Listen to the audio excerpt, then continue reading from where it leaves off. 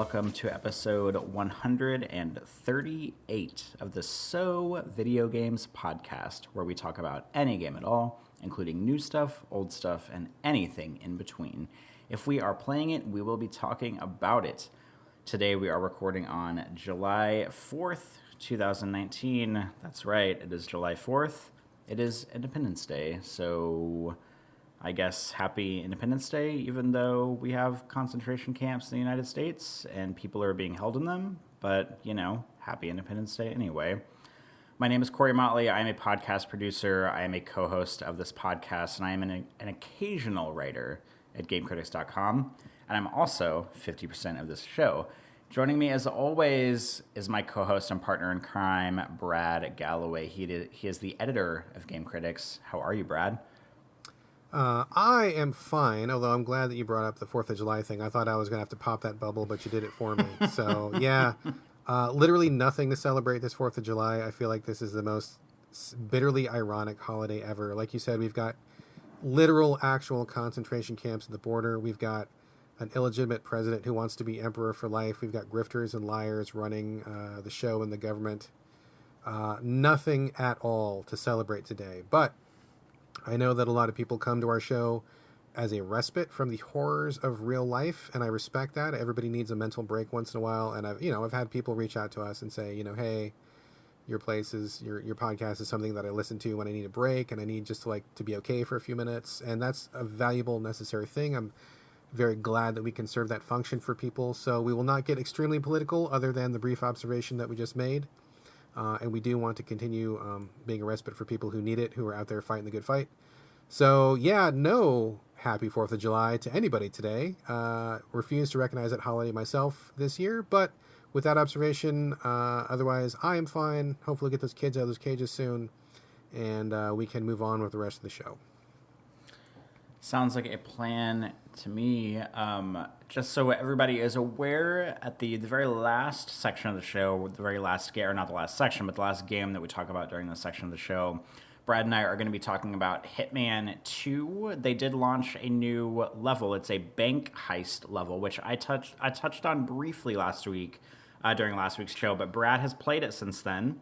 I have played it multiple times since then, so we're going to go pretty in-depth. You might consider it a spoiler section. We will put up the actual, red alert, alarm bells spoiler when we get to it, but just so everybody knows, we will be discussing the bank level in-depth later on in the show, just so we don't have any angry people coming at us for spoiling it. We will be talking about that later, but we will remind you of the spoiler alert later on whenever we get to it.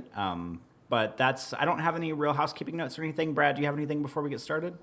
No, that's it. I say we forge ahead and get a show in the can. All right, let's do it. Well, because I am hosting this week, Brad, I will give you the floor for the first game. What would you like to start with? I'm going to start with a preview. We don't do a ton of previews here, and in fact, we don't do a lot at Game Critics either, because I feel like most of the time you're just shown a very little bit, and you don't really want to say too much that's negative because a lot could still change. And honestly, I feel like it's kind of a waste of time. I'd much rather spend our efforts on something that is finished and able to be evaluated. But every once in a while, something will come along that I think is worth a preview and worth a mention. And one of those occasions is happening right here, right now. I was contacted by a guy I think you've probably heard of, good old Carlos Rodella. Are you familiar with this person, Corey? Yeah, Carlos Rodella. I did my very first, well, maybe it wasn't my very first, but it was my second trip to Seattle, my very first in-person and not Skype/Discord/video chat podcast with you and him for his old show, the Video Game Break podcast. And that is a memory that I cherish to this day, and I'm also mad because I don't think that podcast episode is available online anywhere anymore. And that really makes me sad because I thought it was a great show, and I had a wonderful time in Seattle recording with you guys. I wonder if that episode or that series is available somewhere. I should probably reach out to Carlos, because I was on that show quite a bit for a while, and it was a pretty good show. Carlos is a fun guy. He's got good energy. He always had interesting things to say. It would be a shame if those episodes were lost in the halls of history. So maybe I'll ask him if those are available somewhere. But yeah, anyway, he's not doing podcasting anymore, or at least not in the same fashion. He is now working for Midwinter Entertainment, and they are a recently formed studio, which is near where I live. I guess it's not a secret to say they're just across the water in Kirkland. I don't think that's secret information. But they're only like 20 minutes away from where I'm at, and he invited me over to see a new game that they're working on. So I didn't know anything about the game. It's called Scavengers, and it's been put together by a team of industry vets. I looked at the list of games they've worked on before the show, and of course I forgot everything. But it's like there's a couple Halo people, there's a couple Call of Duty people, there's a couple folks from other things. I mean, like regardless, if you go to their website and you look at their like gamography, like it's all games you've heard of. Like they're all big, successful games. So clearly these people have chops. They're not just newbies coming in off Kickstarter or something. Not that there's anything wrong with that, but I'm just saying, they've been around the block a little bit. So they invited me to their studio, and I brought my son along. And the two of us went for a hands-on playtest of Scavengers. And I have to say, I walked away pretty impressed. So before I start, Corey, have you heard of Midwinter, or do you know anything at all about Scavengers? This is the first I've heard of it, is you talking about it right here. Okay, so they, I guess, are still pretty new. They put out a couple videos before E3, and apparently this most recent 2019 E3 was the first time they ever showed gameplay. So I think they won a couple awards at the show, if memory serves, so it was a pretty good showing for them. We went out to their studio. They were all super friendly people, really great. We got a little tour of the studio, got to see some concept art. A lot of the stuff we saw is under embargo, and I am not at liberty to discuss it. But we did get to play 2 full rounds of Scavengers, and I really liked it a lot. So the gist is it's a third-person open-world title, but it's not like a traditional title. What you do is you and a team of you're on a team of 3 people. You rocket down to the surface of Earth. You're in orbit beforehand. You come down to the Earth's surface, and you get dropped down randomly onto this map. And the map apparently is pretty huge. In the 2 matches that we played, it felt like we were on completely different maps, and I was like, "Is this a different map?" Like, no, it's the same one. We're just in a different part. So it's pretty big, pretty big. And other people will drop down. Like there'll be various teams of 3, but you're not all together. Like me and Carlos and my son were in one section, and the other team of 3 was like so far away I couldn't even see them on the map. I didn't even know where they were. And there was like another team of 3 that was like also like mega far away, and we didn't know where they were. So we weren't like all sticking together as a group or anything. Just the 3 of us were together, and other people just happened to like be in the world. And so what happens is it's kind of a weird mix of like competitive games, but it's also cooperative. It reminded me a little bit of Fortnite, but there's also like a lot of like environmental stuff going on. So the Earth has had some kind of catastrophe, and it's like in a deep freeze. There's like snow everywhere, really cold and freezing. When you land, you don't have anything, and so you have to immediately start scavenging, which is, I guess, where they get their name. Scavenging for, clothes or guns or bullets or melee weapons or whatever. So, like, hopefully you land near some ruins or some abandoned houses or something. You start scavenging for stuff, and then you can share stuff with your team. So, like, if you find, I don't know, 2 baseball bats and you only need 1, you can give 1 to your partner and you can share, and it's fine. And then the point of it is you need to go and like find these like little, I don't know, samples or something. There's like these mutants that are like roaming the wilderness, and they're AI mutants, and you got to like find them and kill them and get their samples, and that's how you get EXP, your experience points in the game. So you go down, you scavenge some stuff, you level up, and if you find enough gear, enough, I don't know, stuff in the world, if you kill enough animals, if you find enough stuff laying around, every person has like blueprints that are innate to their character type. So like you land and like, let's say for example, you got nothing, so you pick up a club and you find like a hat or something and you put it on, whatever. But if you get enough stuff, you can break that stuff down into materials and then make the stuff that is perfectly designed for your character type. So like the first guy I used was like, he had like a halberd. So like once I found enough stuff, I could make the halberd, and then all of a sudden I was like way stronger. The second guy I used, I was able to craft like a pretty good suit of armor, and he had like a really cool rifle. So I went from like using a sharp stick to using like a rifle that had like 200 rounds in it. You can make your own bullets and stuff. So once you find enough stuff, like it levels you up and you can be more efficient depending on what class you are. And so you kind of go through the world and scavenge and like stay together and support each other. And there's all sorts of like AI stuff happening. Like there's storms in the world that you have to avoid. There are animals wandering around that you can kill or that might attack you. There are AI, grunts and monsters and stuff that you have to kind of like stick together and protect yourself from. And you also have to like manage hunger, I think it's radiation, or maybe it's like corruption or something like that, and heat. So you like every once in a while have to like find a campfire to warm up a little bit. You got to like find some food to eat. And once you go through all this stuff, sticking together, supporting each other, once you find enough of these the XP items, the samples, a ship will come down and it'll be like, okay, yeah, make it to the ship in the next 3 minutes and we're leaving. So then you got to like book it to the ship and get on board. And if you leave, then you collect the experience points and you can level up your character along a progression and stuff. But there's a couple twists to it. So like in addition to like the ambient like PvE world stuff happening, which is apparently going to keep you pretty busy. I mean, lots of randomness, but also there's friendly fire, and the teams don't necessarily have to work together. So like if you land with a team of 3, nothing is forcing you to stay with them. I mean, it's better for you if you do because you're helping each other out, but you can like lone wolf it if you want to, and even more than that, you don't need to be friendly to the other teams that are in the area. You can work together if you want to. Nothing is making you not work together. But if you are, I guess, an asshole, or if you are a big fan of the Division's Dark Zone, you can try to kill the other players and steal their XP. Now, when I played this game, I was like, this seems really cool and fun, and I could imagine myself doing a lot of these runs because dropping down with friends and kind of doing these scavenging runs was actually pretty fun. Like, I thought the combat felt good, the landscape looked pretty cool, and just like the moment-to-moment action was really fun. Like, I thought it was very engaging. But as soon as he mentioned PvP, I'm like, whoa. I don't want to get fucking trolled by people whose reason for living is to make other people's games bad, right? Like, there's a ton of people out there who just their only thing is to fuck other people over. And they were like, no, it's not going to be a big problem. And I'm like, have you ever played a video game before? Have you ever been online? Do you know what you're talking about? And they seemed very convinced that PvP would not be abused because there's a lot of other factors in the environment. Like, you're constantly losing heat, you're constantly getting hungry, you're constantly defending yourself from the PvE stuff. And they feel like that there's enough stuff going on in the world that the opportunity for people to just troll is not going to be that available, that people will be spending most of their time trying to stay alive and supporting each other rather than trying to kill each other.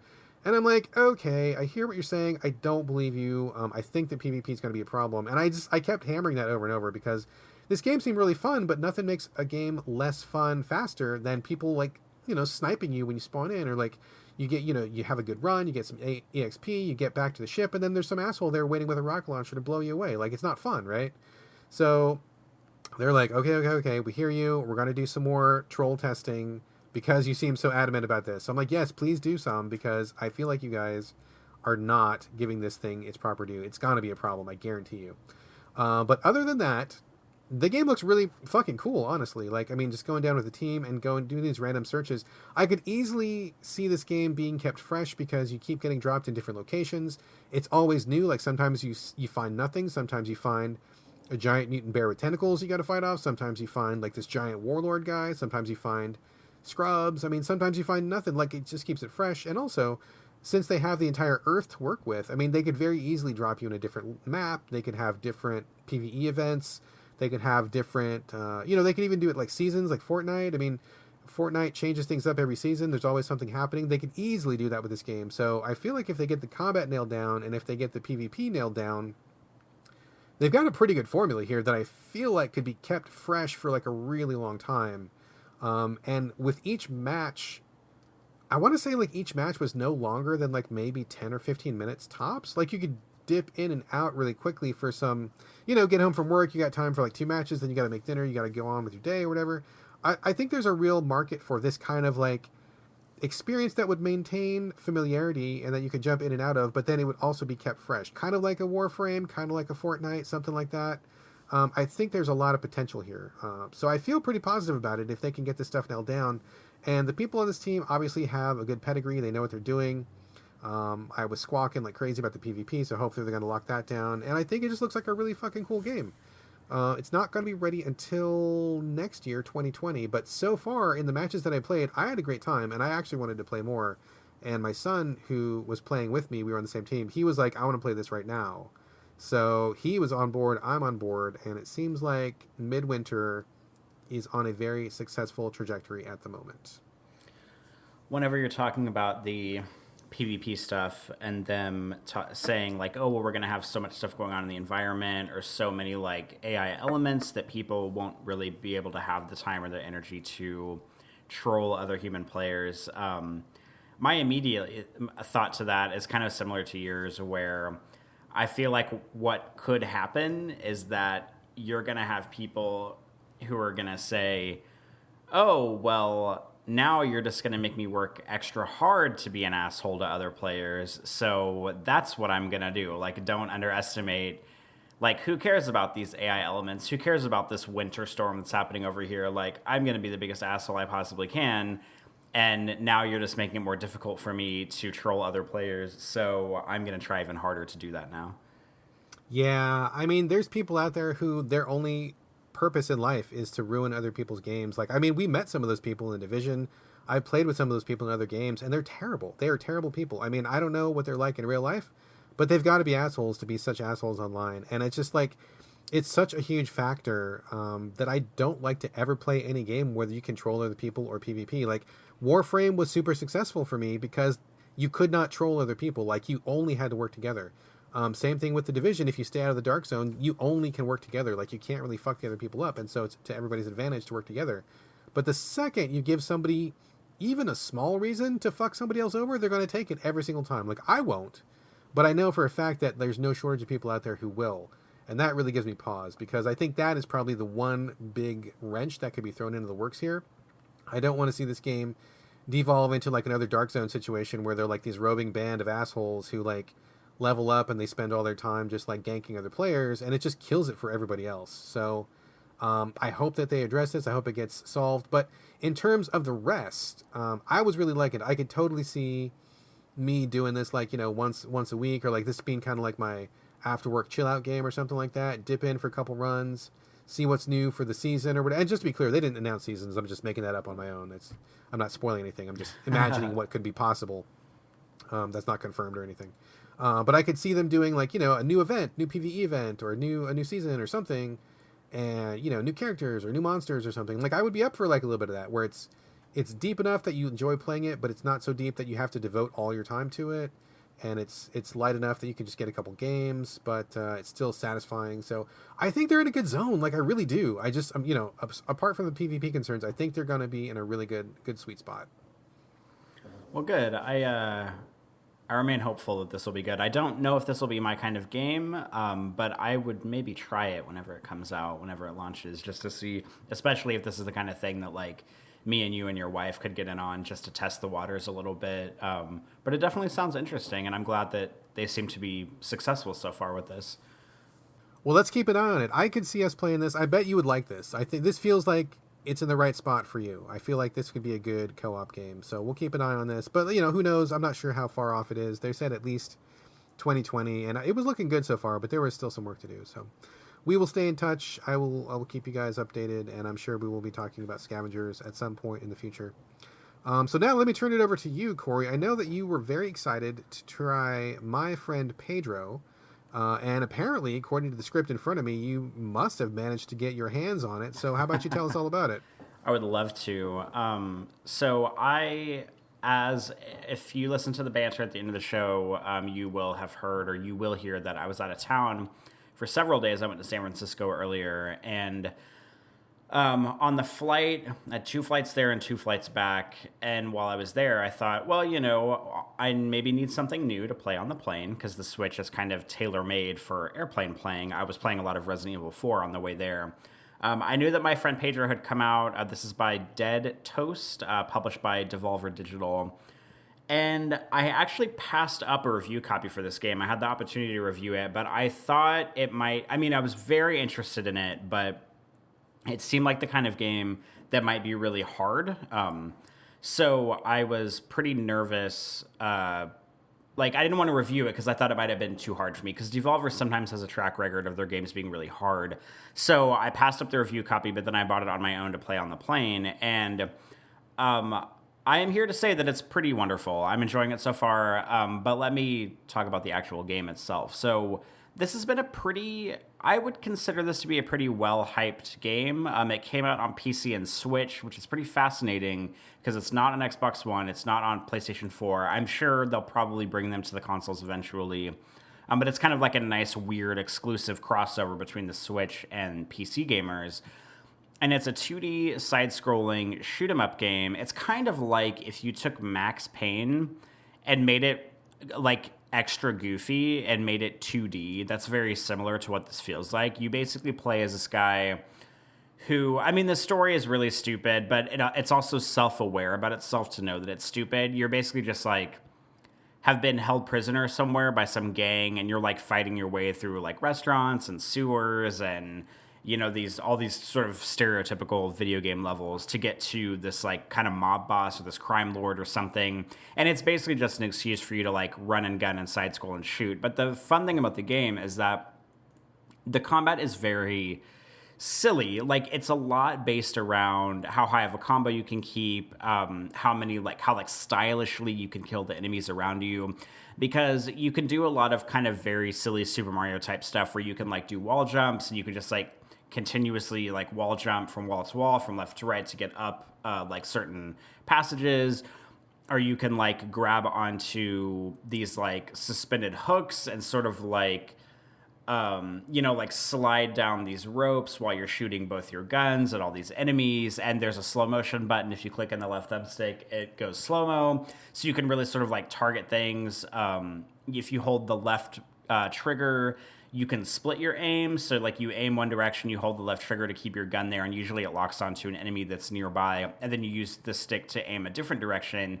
So you can do split aiming to aim at multiple people at once. And it's just like a really big, silly, just like side-scrolling shoot-'em-up game. Like, it doesn't take itself seriously. It's not here to like make a point about the human condition or anything like that. It's just a really silly, sort of stylish, kill crazy, side-scrolling, like run-and-gun game. And I'm really happy to report that it's not very hard. I have died a few times, but every time you die, you respawn pretty much within the last like maybe 3 seconds of when you died. So you never die, and it sends you back like, to the beginning of the level. It's not like Hotline Miami like that. And it doesn't send you back to like some checkpoint that was, 10 minutes beforehand or something. And every level, like the game's divided up into individual stages, and every level only takes about 10 or so minutes to beat. So the levels are really short. It's easy to just pick up and play a couple levels at a time. If you just have like, maybe if you're on a break at work, or if you just get home from work and you have a few minutes to play something, or you want to get a few levels in before bed, it's really easy to just play a few levels and then put it down. But I find myself, whenever I pick it up, I play several levels at once, because I have more time than that usually whenever I'm sitting down to play games. So it's really fun. It's not that hard. I don't know if it'll get hard later. That's something I'm a little bit worried about, because I feel like sometimes even with games that are arcadey like this, or even games that Devolver puts out, they start off easy, then they kind of like slowly ramp up to being really hard. But so far, it hasn't gotten a lot harder on me. There have been some tougher enemies, but you get sort of different weapons to balance it out. Like, you start with one pistol, you get double pistols, you get double Uzis. I've found shotguns to use. And so it kind of balances out the enemies as you come across harder enemies in the game. And I haven't beaten it. I don't know how far I am in it right now. I would say maybe like halfway. I really have no idea how far I am in it, because the story doesn't really lend itself to giving you like an overarching feeling of the pacing of everything, which that's something I would normally complain about with games. But for here, I'm fine with it, because the game's just really fun. It does that amazing Devolver thing where the same thing happened with Hotline Miami. The same thing happened with Ruiner, where it just has really great music, and it just like lulls you into this weird state of like cool music hypnosis, where you're just like playing the game, and I'm just kind of like bobbing my head to the game while I'm like running around killing these dudes and doing these really silly like wall jump acrobatics while I'm aiming my pistols at different people and shooting at them. It's just really stylish. It's really fun. It does not take itself seriously at all. And I'm having a really good time with it. So I would highly, if this sounds like anybody's bag, I would highly recommend this to PC or to Switch players, because I think it's really fun, and I'm having a really good time with it so far. Excellent. I've seen videos of it, and I'm guessing what you see is what you get. It looks like you kind of like come in on the side, you shoot some dudes, you do some crazy acrobatics, and bullets are bouncing all over the place.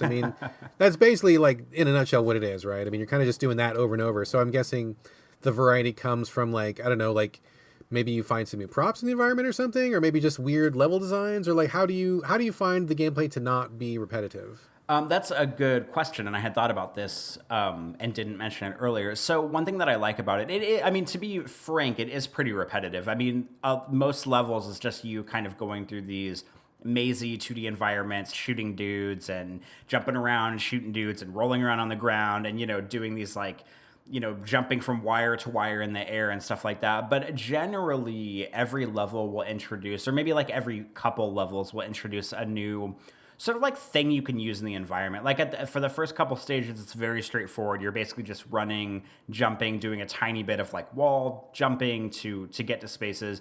But then they introduce like these platforms that you stand on, and like your weight on the platform kind of weighs them down. So it's sort of like an elevator, kind of like a pulley elevator.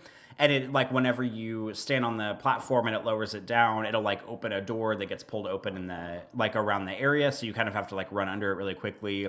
Eventually it introduces like ropes that you can jump on, and you're kind of like freaking Max Payne Tarzan, like jumping from rope to rope in the air on these wires, like shooting dudes as you're like jumping from rope to rope. Later on it introduced ropes where whenever you jump on them, the rope starts pulling you toward the ceiling. It's almost like those weird like head crab things in Half-Life 2 where whenever they lick you, it like pulls you up to the ceiling toward them. Although it's not, yeah, totally. It's not, but they're not an enemy though. It's just like a rope. So you grab it and it pulls you up. And I've done one so far. I'm assuming the game will have more, but there actually was a vehicle level where you're on a motorcycle on the highway and you're basically just like going full speed. And it's totally silly because you're like jumping up ramps on the highway and going back and forth between the lanes and like shooting your Uzis off your motorcycle. And it's totally silly, but that was a really fun level just because it added a little bit of, something different to the, normal side scrolling. But generally, I mean, the stuff that every level introduces, it's not like, it's a new groundbreaking, like, oh, these ropes let you go to the ceiling. Like, it's not like a huge thing, but it's just enough to like add a little bit of fun variety into each, few stages to like show you something new. And I'm sure they're going to keep doing it over the course of the game. I just haven't beaten it yet. But so far, like the little bit of variety is a nice touch, because if it were just one hallway after another, jumping on platforms, killing dudes, I mean, it would still be pretty fun, but I could see how it would get repetitive really quickly. But they're adding, little bits and pieces here and there to kind of liven things up in the levels. All right, well, that sounds pretty good. And do you feel like it runs pretty well on the Switch? Yeah, I'm actually having a really good time on the Switch. I've played it, I've only played it two ways. I've played it, handheld mode with the Joy-Cons attached, and I've played it docked on the TV with it's not the Pro controller, but it's a very similar controller to the Pro controller, and I have no complaints either way. Like, I was worried when I first started it that the controls would be really weird because, when you watch videos of it, you think like, well, how in the hell is that game going to control? Like, that was something I was worried about, but I mean, it works really well. You have your stick moves you left to right. There's a jump button. There's a kick button. There's a reload button, and the right trigger shoots, the left trigger lets you do split aiming. If you hold the left bumper, he does this ridiculous, these ballerina spins that let him dodge bullets, and you can hold that basically at any point to make yourself pretty much invincible. Like, you barely take damage whenever you do that. So it's kind of an easy out. Like, the game is giving you a nice little easy button there. So far, it runs really well, and I've been enjoying it. Excellent. Sounds good. I think I'm gonna dip in on that one, but when it goes on sale, I rarely buy a full price game these days, so that is not me making a judgment on this game because I don't buy anything for full price. But I'm gonna pop for this as soon as it hits on sale. It sounds like a pretty fun time. It is. I would highly recommend it.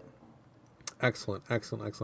Let's transition to one more thing on the Switch before we get into our spoiler section on the Hitman Bank level. I want to talk for a few minutes about Graveyard Keeper. This is it's not a new game. It's been around for a while on PC, and I believe it hit Xbox One a while ago, but I think it's just now making its way to PS4 and Switch. And I was aware of this game for a while, but I intentionally was holding off on the Switch version, because this is kind of like a Stardew Valley Harvest Moon sort of a thing, where you have a lot of repetitive tasks that you do over and over, and you kind of are a farmer of sorts, which I'll get into in a second. And I knew that I would not play that on a console. Like, I when I'm in front of a console, I have very limited time to be doing that, and so I want my action to be very high intensity and lots of explosions, and to make it to play like a big game on a console. And I want a smaller experience on the Switch, and I felt like this would be a perfect fit. So I waited and waited and waited and waited. It finally came to the Switch, picked it up right away, and I will say I did buy this one for full price. That's how excited I was for this one. I just literally said I never buy a game for full price, and I just contradicted myself. But this is the first game. I think this is the first game all year that I've bought for full price, and I don't regret it. I think it's pretty good. So Graveyard Keeper, like I said, it's kind of like a farming sim game, but as the title suggests, instead of just having a regular farm, you are literally a graveyard keeper. So what happens is there's a little bit of story, intrigue. I'm not going to get into the story, but basically you find yourself being the keeper of a graveyard.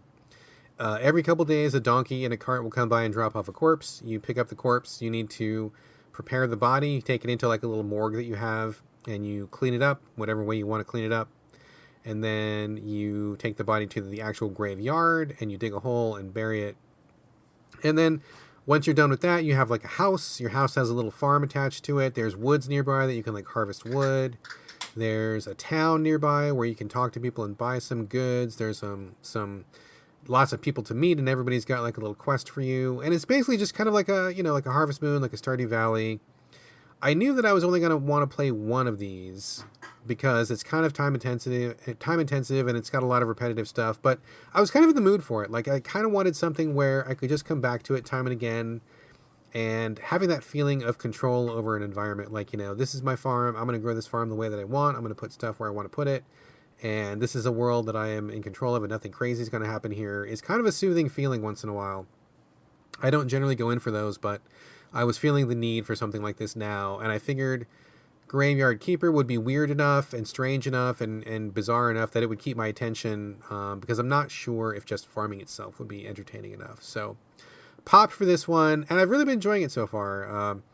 There is the sensation of like being dropped off in the middle of the Pacific Ocean when I play this, and being told to swim to shore. Now what I mean by that is like it's a really large game in terms of what there is to do. Like there's layers upon layers upon layers upon layers of stuff to do. Like at first you're like, you just have a couple simple goals, but it very quickly spirals, and then all of a sudden you've got like 10 or 15 goals, and each one of those has like 15 micro goals before you can get to the main goal. And then there's all this other stuff, and there's like a timer that's involved. There's like a day-night cycle, and there's like a week cycle where certain people are available on certain days of the week. And it just, after a while, your head just starts to want to explode, and you're like, oh my God, I feel super overwhelmed. Which is what I mean by like being dropped off in the middle of the ocean. Like, hey, you're in the middle of the Pacific, pick a direction and start swimming, and eventually you get to shore, but you got a lot of work to get there before you get there. For example, like, I have this one quest where this guy wants a bottle of wine. I'm like, okay, that sounds pretty simple. How do I get one? Well, I need to grow it. Okay, how do I grow it? Well, I got to get some grapes. Okay, well, how do you do that? Well, you got to get a farm. Okay, well, how do I do that? Well, you got to talk to this guy. How do you get him to give you the farm? Well, you got to grow some vegetables first. How do you do that? Well, I got to find the recipe for this thing. Well, where do you get the recipe? This other guy gives it to you, but you got to give him some coins. Where do you get the coins? Well, you got to get this other person to come along with you. How do you get them to go along with you? Well, you got to chop down some trees. Like, it's like this for hours and hours. Like, there's a string of stuff that you got to do. It's never as simple as I just got this thing and gave it to this person and then I was done. Like, it's never that simple.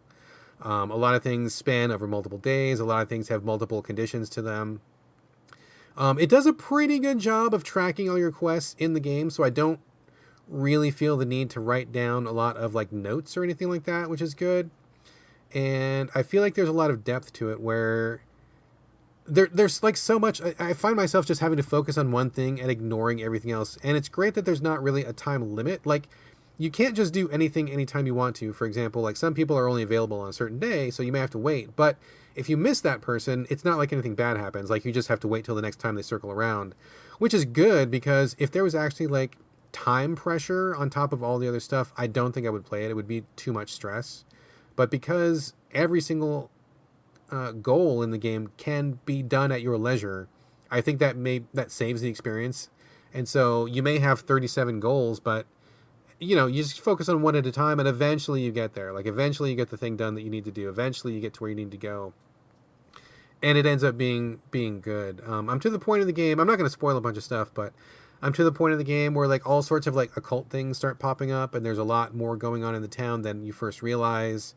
I just uncovered like some new aspects of the game that are brand new mechanics.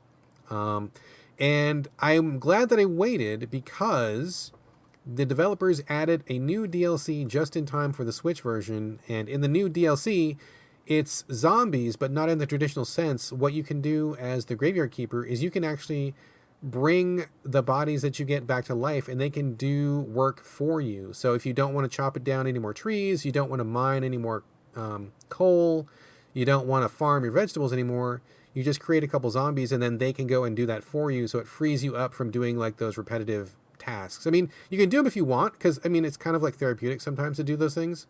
But if you just want to move on with the story, or you want to do some other goal, you can be like, okay, zombie over here in the farm, zombie over here in the coal mine, zombie over here in the forest.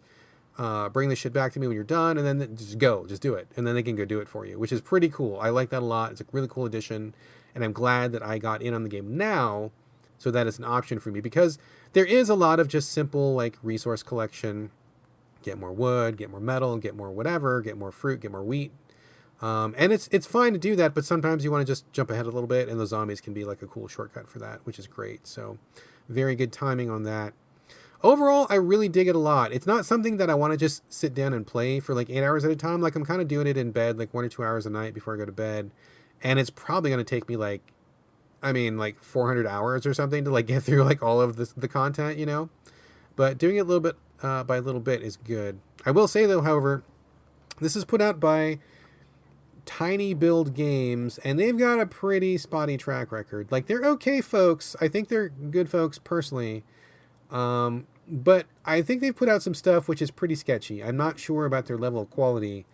And with this game in particular, it's a little bit buggy. I've had a few weird things happen when I'm playing. Like items will sometimes like shoot across the screen for no reason, or when I'm in a cutscene, like my character's head is like cut off and I can't see what's going on in the top half of the screen. Nothing super huge, but there are parts to the design which I feel like are real traps, like real serious traps, and I don't think that they're intentional. I think it's an oversight on the developer's part. I can think of at least 2 sections where you might get yourself into a point at which you cannot recover and you have to start over, and I did hit one of those traps. What happened was I was building up my farm, building up my resources, everything was going along really well, and then I wanted to move my stuff around. So you can place things on your farm wherever you want to place them. There's little spots where it's like, oh, you can put a saw here, or you can put a bin here, or you can put a table here, or you know, whatever. You can play house, just like any number of games where they let you put your furniture in places. That's really fun aspect of things. So I'm like, oh, okay, well here's a bin that I have where I keep all my wood, and you need to have a wood bin because that's where you store your wood, and if you don't have wood in the wood bin, then you cannot do any of the woodworking that you need to do. So I'm like, no big deal. I'm going to destroy this wood bin. I'm going to move it to the other side of my farm. I'm going to put my saw over here. It's going to be good. I'm going to like the way this is laid out a little bit better. So I destroy the wood bin, and then I go to build it on the other side of the farm, and I'm like, oh shit, I actually can't build this because it's way higher level than I am, even though it's like a very basic like starting item. Like you literally cannot do any crafting without the wood bin, but the game let me destroy it without giving me a warning, and I cannot rebuild it. So I basically lost 12 hours of progress because I got rid of that bin and I couldn't go forward. I emailed the developers and I'm like, you got to be kidding me, right? Like there's got to be a way to get the wood bin back, because why would you do that? Because anybody who destroys this was going to fuck themselves like I just did. They did not respond back, so I don't know what happened. I got tired of waiting for them. I'm just like, fuck it. I started a new game. Now, ordinarily, that would be the end of it. I would throw that game in the garbage and move on. But I was really enjoying it. I was having a pretty good time. So I'm like, okay, fine. That sucks. That's terrible design. They need to fix that ASAP, but I'm going to go back and try again. And after I knew what I was doing, and, you know, I knew what the first opening hours were, I was able to get all that progress back in, like, you know, half the time at least. Like, I got through it a lot faster, but still, you shouldn't be able to fuck yourself like that. There's also one other part in the game where you need to give a sermon, and a priest gives you a little piece of paper to read the sermon from, and if you get rid of that piece of paper, I don't believe there's a way to get it back until you level up a lot, and you may be stuck. So that's like another potential like game over scenario that I think is probably too easy to fall into. I think the developers were not thinking that through efficiently enough, and they should have given you an out to fix that. So heads up on those things. I think that's a design problem that needs to be fixed, and you know, it's a little bit buggy.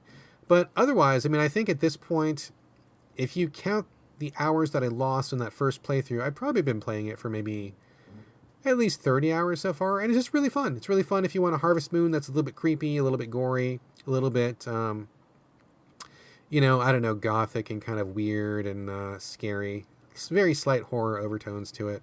But it's pretty cool. I like it a lot. It's got some problems, but overall, I'm enjoying my time with it. And I would recommend it to people on the Switch who want that kind of a game, that kind of a big, time-intensive, detail-oriented game, but maybe are not too interested in the farming aspect of just like a Stardew Valley or a Harvest Moon. I think this adds a little bit more flavor. So I'm into it. Considering you lost all that progress and then picked it up and played it again, I feel like that alone says a lot about perhaps either the quality of the game or your commitment to it or how fun it is, because I'm shocked, to be honest with you, that you started the new game after you lost your progress from the wood bench thing that you destroyed. I'm not going to say that I wasn't mad. I was definitely mad, and I was definitely feeling like these developers were some rank-ass amateurs for letting that be a possibility. That is the kind of like PC-ass shit where like PC players will put up with that and will make fun of you for falling into that trap because you're too stupid to figure it out. But that kind of shit doesn't fly in general on consoles, and I just think overall it's a really poor design. So I don't think they did it intentionally, but it's something that they must not have ever caught in playtesting, and I think it's a huge problem. And when I did an internet search, I was far from the only person who fell into that trap. I saw many people get into the exact same situation, so they need to fix that. Rough around the edges, like I said, a little buggy, but I think there's a coolness to it. It's a cool idea. There's a lot of depth to it. There's a lot of humor to it. It's from someplace in Europe, I think, and that dark kind of like really cynical attitude seeps into like all the aspects of the writing and stuff. So if you like those kind of like European games where people feel like life is short and brutal and then it's over, is kind of a theme that theme is reflected here for sure. But yeah, I mean, any other game I would have like, I'd be on here like railing against it and trashing it and being angry at the developers. And I think that, they owe me an apology. But other than that, I think it's a pretty good game. And I am pushing forward, and I do enjoy my time with it. So I may not talk about it again for a while, but I probably will be playing it for like the next couple months, because I can easily imagine wrapping this up at like December or something. Like it seems like a pretty huge thing. So if I finish it, I'll come back and give you another update. Otherwise, I probably won't mention it again, but just know that I'm probably putting in a couple hours a night. This will be like Fortnite, where you never talk about it again, and then at the end of the year, you're like, this is the game I played. I put the most hours in for the entire year. Totally. The Switch Roundup, it'll be your most played game this year, Graveyard Keeper, and we will have never talked about it. So, yeah, for sure. That's funny. So that's all I have to say about Graveyard Keeper. So we have one more thing to move on to, and I think this is probably a good place to put up a spoiler warning. Corey, I'm going to let you start on this segment, and because you're going to start, I will give the spoiler warning here. Folks, we're about to talk about the new Hitman 2 New York bank level. I don't know what the mission's called, but it's just the new DLC level that came out last week. It takes place in New York. It's in a bank. It's hard to miss. It's the brand new big level. We're going to talk about every aspect of it. We're going to spoil how to solve it, spoil what the problems are, spoil the cool parts. We're going to spoil everything. So if you want to go in and play this Hitman level, which I strongly suggest you do, I'm sure Corey would agree with that, don't listen to this segment. Put it on pause, come back to it after you play the Hitman level, which I believe is a free add-on. I don't think they're charging any money for it. I think it's free for us because we have the gold edition of the game. The gold edition. Okay, so you may have to pay money for it, but if you bought the deluxe package, you will get this for free. So go and play it. Go and play it, and then come back and listen to us talk about it. And we are about to spoil the shit out of it right now. This is your final warning. If you're on a bike, please pull over, stop your audio device. If you're in a car, please push pause. If you're at home, click the pause, because this is it. Okay, Corey, spoiler warning is up. Why don't you take the lead on the new Hitman bank heist level? All right. Yes, we talked about this briefly last week, but we will dive in right now. So, like Brad said, Hitman 2, there's a new level. It takes place in a bank. I was very excited whenever I saw that they announced that this was going to be the new thing, because I feel like a bank, like, I don't know if Hitman has ever had a bank heist before, but it also seems like a perfect no-brainer for, like, why would they have never done this before? So now they have. Like Brad said, it takes place in New York. It's in a bank. Some Hitman levels take place in one building.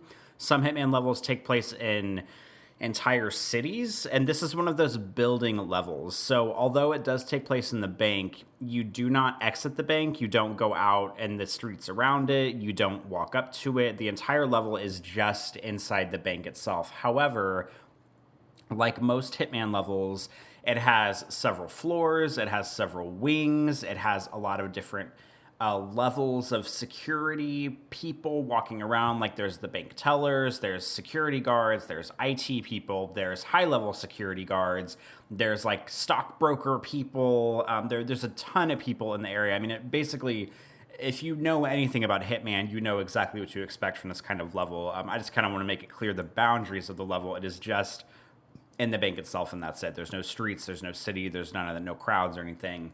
But the objective here is to get in, and the CEO of the bank, she is the target. There's only one target in the level. I thought there was going to be more whenever I watched the briefing, but there's only one target.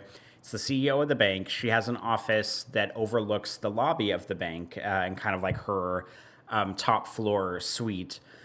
And then you have to get a data vault, like hard drive piece, out of the vault in the basement of the bank. Or now pause for a second here, Corey. Yeah, I was just going to say, or you said there was one target, which I was also confused by, but let's clarify this real quick.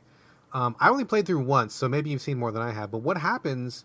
I know you're about to say this. I'm sorry to cut you off there, but if you do not get the big data deck and you do the other choice, which is getting 3 small hard drives, do you see those people as targets or do you not?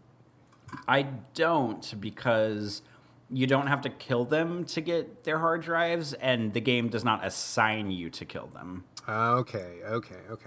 Yeah, but you can look at it that way because, so the second objective is to get these like bank records that are in the vault in the basement, like in this big secure vault. However, there's 2 ways to do it. You can either get that, or there's 3 people in the bank and the target is one of them. They all carry portable hard drives on them, and you can collect those 3 hard drives because those 3 hard drives put all the data together that you would get from the vault anyway. So there's 2 ways to do the second one.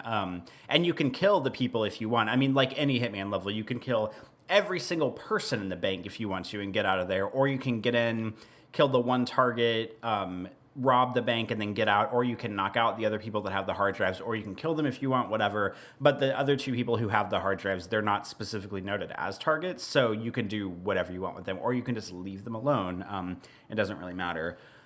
So, like any Hitman level, there's several ways to do this. There's basically an unlimited number of routes you can go. The game has a bunch of challenges it poses to you. It also has what they call mission stories, which if you turn those on, it kind of takes you step by step through how to complete different sort of like special ways to clear every mission. And just to be transparent about the way I play Hitman, and I've probably said this on the show like 10 times before, whenever I play a Hitman level for the first time, I turn off all of the notifications. I turn off the mission story notifications. I turn off the challenge notifications. I don't have the game put any waypoints for stuff for me. I figure it out all by myself. And I did that here with this mission. I did that twice. I played through once without any notifications. I started all the way over again and played through it a second time with 0 notifications. And then my third time through, I turned on the mission stories and I started to play through each mission story, because the mission stories for any Hitman level, they generally lead you through the level into a way where you end up face to face with the target, or end up in a way where you can kill the target in sort of like a spectacle event. And so I did the mission stories after, like on my third, and I think I've played this like 4 or 5 times now. So Brad, how did you approach it whenever you first did it?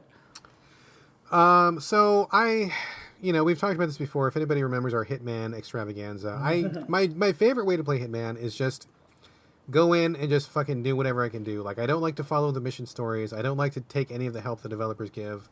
I like to just kind of stumble my way through and just see if I can find any openings or anything that seems like a likely avenue for me, and kind of just power through. So that's what I did this time.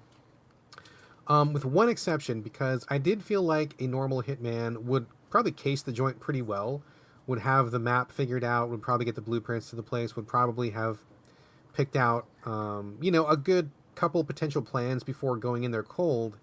And so at one point, I did stumble across a mission story where your handler comes in and says, "Oh, hey, 47, here's a piece of info." And so when that came in, I'm like, okay, yes, I'm going to take that piece of info because that to me makes sense. That's something that would actually happen if we were doing this for real. I wouldn't just come into it with like no knowledge whatsoever. But that was the only thing that I listened to. I didn't follow any of the other mission stories that popped up. I think I found 2 other stories. I think I stumbled across all of them, but I didn't follow any of them. And I just took that one little piece of advice from my handler and kind of just worked my way through. So we can talk about the specifics, but that was my general approach. Okay, perfect. All right. Yeah, I guess I did kind of forget that you're kind of a fly by the seat of your pants hitman, and I'm like totally plan everything to a T and save and reload 8,000 times hitman. Yeah, something about just that moment to moment, like barely squeaking by and ducking into a closet and, oh, I guess I got to kill this guy now. Oops. Oh, well, that kind of a thing is really fun. Really, really, really fun to me. So, yeah, I think we're on the opposite ends of the Hitman spectrum, but I think we both love it equally in our own special way. So you tell me about your first way that you beat it, then I'll tell you about my first way that I beat it. I only beat it once, though. And then you can tell us the rest, and we'll talk about the end of it. All right, perfect. So whenever I played through it the first time, I tried to case the area as much as I can, but it's pretty... like, you can't really go a whole lot of places whenever you first load the level. Like, you have the lobby is obviously open to everybody because it is the lobby. And then pretty much anywhere else you want to go, you can't really go without security checking you or security stopping you or, you trespassing outright. So I was walking around the lobby and trying to figure out what the fuck to do. And I went back to, there's like a woman standing in the back corner, and a guy walks up to her and he's like, "Hey, you're that reporter." This is not verbatim, but he's like, "Hey, you're that reporter that broke the what such and such story for that website, aren't you?" And she's like, "Sir, I don't know what you're talking about." And he's like, "No, you look just like her. How you wrote the story?" And she's like, "No, you have me confused with somebody else." And then he walks away, and obviously she is the reporter. So she like gets on the phone with, I don't know, her like editor or something, and is talking to the editor about some like report that she's waiting on someone to deliver her that works in the bank. And so although I didn't have my mission stories turned on, I sort of like knew that was going to be something that I could follow up with in the game. Same. I stumbled on that one too. Yeah. Yeah. And so, but I didn't follow up on it immediately because I couldn't figure out where the hell to go. But it turns out you can walk up to one of the windows in the lobby of the bank and you can request a private meeting with one of the bank tellers. Did you do this? No, I totally... I see, this is why Hitman's amazing, because I ended up doing part of this story just naturally, but I totally did not do that at all. So please tell me about your part, and then I'll tell you about my part. All right, so I walk up, there's just like a guy sitting in a teller booth, and you walk up, and there's a button prompt to request a private meeting. That is hilarious. I never even thought to do that. That's so funny. Yeah, and it's pretty easy. Like, something that's a minor complaint for me about this stage is that I feel like it is a little bit too easy and a little less intricate. But also for Hitman players who maybe don't like giant-ass intricate levels, this might be a perfect like touchstone for them. But you walk up and 47's like, "Oh, I'd like to open a bank account," and then the guy's like, "Oh, well, what industry do you work in?" And Agent 47 goes, "I work in retirement." And of course it's like hilarious because he kills people. So and this is a funny fucking episode, by the way. There is a lot of comedy in this one. I thought it was hilarious. Yeah, I feel like there's a lot of unsung heroism with how funny a lot of just like the conversations you hear people say in the environment in Hitman are, and it's not. It's like God. Nothing really like good. Yeah, not even like cutscenes, or it's just like this stupid stuff that you overhear people saying, and that's something that runs through both Hitman 2016 and Hitman 2. But I requested a private meeting with the guy. He comes out from behind the booth and he takes you into this like glass cubicle thing, and of course the glass cubicle thing has like a privacy button. So he presses the button, and all of the windows like fog up, or they like go solid so you can't see through them. And he even says something. He's like, "Oh, let me just activate this privacy setting so nobody can see or hear us." And I'm like, "All right, you're going down, dude. Like, you don't even know what you're getting yourself into." And so he's like on the computer, we're talking about bank shit. And of course, I try not to kill people if I can help it. So I like choke them out. And of course, there's a fucking closet in there to store bodies in, because of course there is. So I choke out the bank teller dude. I put his outfit on. He has a janitor's key on him. I pick up the key. I store his body in the thing. And then that gives me, I mean, it doesn't give me free reign in the bank, but it gives me a pretty big free reign in the bank. And then I go into the area where his teller's desk is, and I find a key for a safety deposit box in the area. Were you wearing the teller's outfit at that time? Yes, I was. Did anybody notice you in the teller box? Like, did they sniff you out? I think there's one or two people that can see through your disguise, but I just kind of like dodged them a little bit, or they were like looking in one direction and I walked behind them or something. So you have to be a little bit careful, but I was trying to be careful about it. So I ended up getting out of there with, unscathed. And I pick up the safety deposit box key, and I thought, okay, well, there obviously must be safety deposit boxes somewhere. So I went down a staircase. There was a security guy that was trying helplessly to flirt with some janitor chick. I turn on a copy machine. The security guard comes over to investigate the copy machine going off. I choke him out. I put his body in a closet. I didn't put his security outfit on, but I kept it there just in case I would need it in the future. And then I go to the safety deposit box area, and lo and behold, one of the keys for the safety deposit box that I got opens up a box that has the report that the reporter lady upstairs needed. So I take the report up there and I give it to her, and she immediately calls her editor dude and talks about how, like, the stock market's going to crash and it's going to be a big deal or something. And then, as you would expect, the stock market crashes. There's like a stock market area in the bank, and whenever the stock market crashes, it gets the CEO lady to come out of her office, and she goes into the stock area. And so I go upstairs, and I'm like in the stock market area, like looking at her while she's like screaming at the stock market screen. And then I just very serendipitously, like I didn't even plan this at all, I go into this like room on the second floor that sort of like overlooks, it's like a balcony that overlooks the lobby. And I'm just like waiting in this room to see what she's going to do. And then she comes in the room by herself. Her security guard stands outside the room. And I'm like, okay, she and I are in this room together. We're both alone. I guess I got to kill her now. So I think I just like snapped her neck or something right there. And then I put her body in the closet. The dicey thing was that her security officer was standing right outside the room, and it was the only exit to get outside the room. So I like am standing, I'm pressed up against, I open the door, and then I take cover against the wall right next to the door. The security guard sees the door open, and he comes into the room to like see what's going on. He walks in the room, does not see me, and I immediately choke him out and put him in the same closet that her body's in. I take his outfit because he's like a high security guard outfit. I take his outfit. I end up exploring the bank a bunch, but I ended up going downstairs to where the vault is because I got a key card from him or from her for the vault.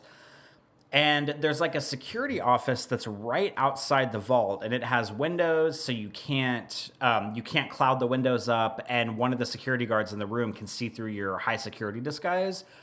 So I go in, there's two rooms, and one of the guys is viewing monitors. So I choke him out because he's the only guy in the room. I put his body in a closet. That room has the evidence deletion on it, so I delete all the security evidence tapes right there. And then there's a note somewhere about the ventilation system in the security booth not working correctly.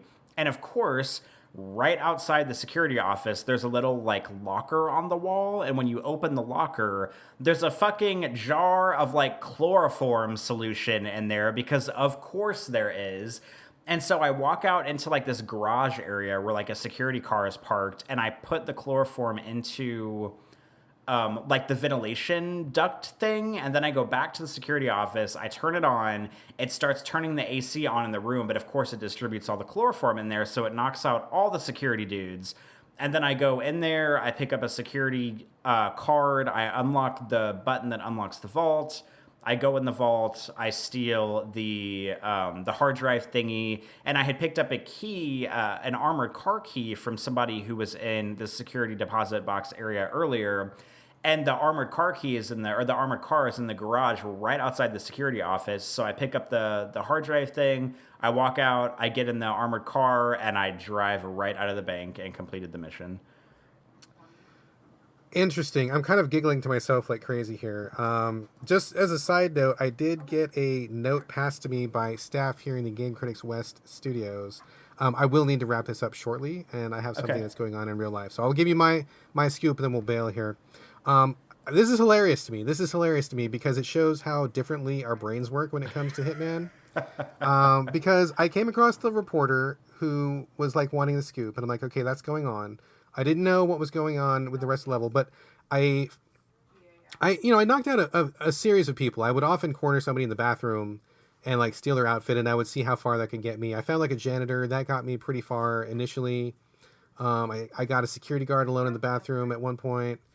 At one point, I found two security guards in a small room, and I would like threw a crowbar in, knocked one out, and choked the other one out, and then I had them both.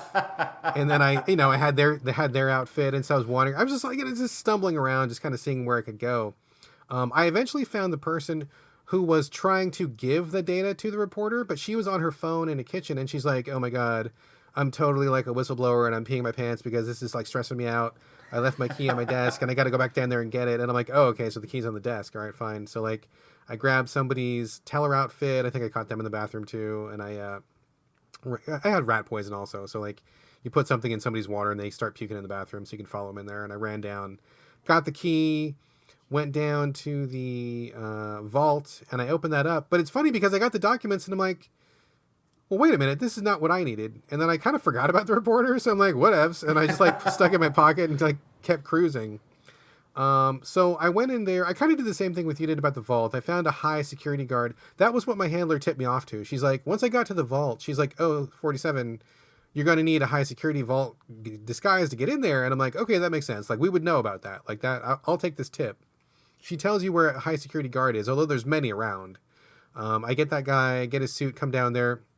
I go inside the room that has the security guards in it. And like the first guy, like everybody's looking in different directions, right? So I choke out the first guy. I throw like a brick at like the second guy's head. I choke out the second guy, and I choke out the third guy. And like nobody knows. Like I did it all in the proper order. So I've got like four unconscious dudes like stacked up, right? I get the key card. I go inside. I get the data disk. But it's like you can't carry it anywhere because it's obvious. It's big. It's huge. It's beeping, and like any guard in the place will grab you. So I'm like, okay, I still got to kill the lady. That's fine. I did not find the stock market thing. That's awesome. I wish I would have done that. I didn't know that. I found her on the top floor, but she's like in a busy office. There's like 4 guards in her room. There's like guards outside. There's like a receptionist.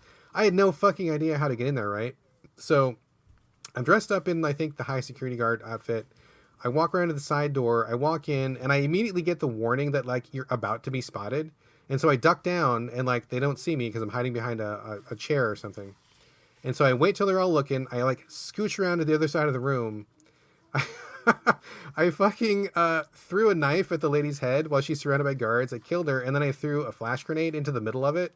So like as soon as the guards see that she's dead, the flash grenade goes off, and everybody's blinded. That's so and smart. I fucking book it out the door, and nobody saw me. So like I run out the door, and I start running downstairs, and I'm like, all right, whatever. So I go back to where I left the data disk, and then all the exits start showing up. And like this is the one area where I got to call bullshit. Is like every exit was like locked. There's like 4 exits total. One of them is through the front doors. You can't go that way because every guard in the place is going to see you. But the door to the garage is locked. There's an exit, fire escape exit or something that's locked. And there's like one other door that's locked. And I'm like, dude, I have a crowbar. I have a lockpick. I'm strong. I have a gun. Like I should be able to open one of these doors.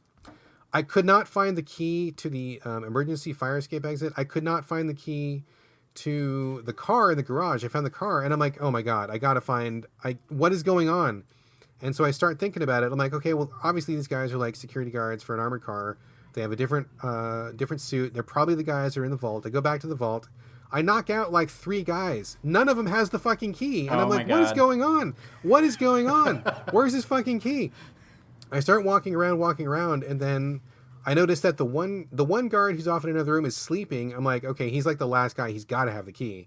I knock him out. Of course he has the key, like the very last guy that I knock out. So like, I grab him, his key, and then I run down to the garage, and I get out, and then, boom, I'm done. I felt like that was bullshit because I felt like there should have been way more accessible exits for you to get out. I did not feel like it should be that hard to get out of the bank, especially like if there's a fire escape. Those are always like you cannot lock those because they're to get out in an emergency. Or like at the garage, he could have just push the button and the door could open and you could have walked out. So that part was frustrating, but otherwise I thought this was a pretty funny mission, really interesting, a little bit confusing because I felt like the hallways and rooms kind of looked the same, and I was losing my bearings a little bit more than I usually do.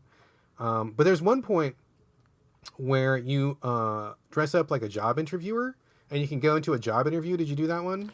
I did that one, but I didn't realize that there's like a right and wrong way to answer the questions. So when I finished it, they were like, all right, here's your entry-level position. You can get on the ground on the first floor, and that's it. But apparently you can get like complete access to the bank if you answer the questions correctly.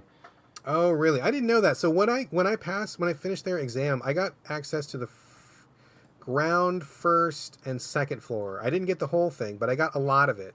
So by doing that interview, I got pretty free reign to a lot of the building. And 47's responses to those, they give him a Rorschach test, and his responses are fucking gold. There's one blot that looks exactly like 47 with dual pistols, and I'm like, oh my god, like I got to pick that one. And his shit, the shit that he says is like so fucking funny. So, anyway, I got a little bit of a time crunch here. I thought overall this was a really fun level. I liked it, and there's other opportunities that I really want to go back to try. I found some bank robbers in a bathroom that I wasn't able to do anything with. I would like to go back and do some of the stories, and there's a side story about a guy who gets fired because his sweaters are totally horrible, and I really want to like finish that story. I did that one Hitman last night. is funny as shit. So I got to roll. But any last highlights from you, Corey? I don't think so. We'll keep it short because I know you got to go. But maybe we can, if you finish some more of the missions, maybe we can touch base about this again next week and discuss it a little bit extra. I would like to, because I want to talk about the new sniper mission that was added, or new to me anyway. And I think there's a couple good jokes left to be had in this bank mission. So let's put a pin in it. Let's wrap it up, and we'll come back. And folks, I apologize. I thought that I might have to leave soon. I was hoping that I wouldn't, but I do. So we do have to wrap it up a little bit soon. So pardon the abrupt ending here. All right, well, that's all good. We still got plenty of games in, and keep in mind there's banter after the show, everybody. So, but in order to get Brad out of here, he's got some work to do. That brings us to the end of this show. Remember, you can stick around after the ending music to hear tonight's banter. I talk about going to San Francisco. Brad talks about going to Pride in Seattle. We both talk about movies. But if you don't want to hear that, you can bail now, and we will catch you next week. In the meantime, you can send us any comments, thoughts, feedback, any games you want us to play, any ideas or anything like that to the show in a multitude of ways. The first way is by email. You can email us at sovideogamespodcast@gmail.com. You can also post comments on the Game Critics website whenever every show goes live there. You can also find us on Twitter. We are on Twitter as a collective show at SoVideoGames. And you can also reach us individually on Twitter. Brad, would you like to give out your social media handles? Yeah, you can find me on Twitter and on Instagram. It's my name. It's BradGallaway. Excellent. I'm also on Twitter and Instagram, and my handles are also my first and last name. It is Corey Motley, CoreyMotley. And that's the end of episode 138. Brad, do you have anything to wrap up before we close out? No, that's it. I am sorry I have to go because, boy, I was laughing. I mean, I think that Hitman is such a great title and is so rich to discuss. I really want... we're going to come back to this. We're going to come back to this because I want to talk about this some more. Right. So please accept my apologies, folks, and we will catch up with you next week. Excellent. Yes, but that brings us, we'll revisit this, but that is the end of episode 138. But until next time, this is bye from Corey. And bye from Brad. We'll see you then.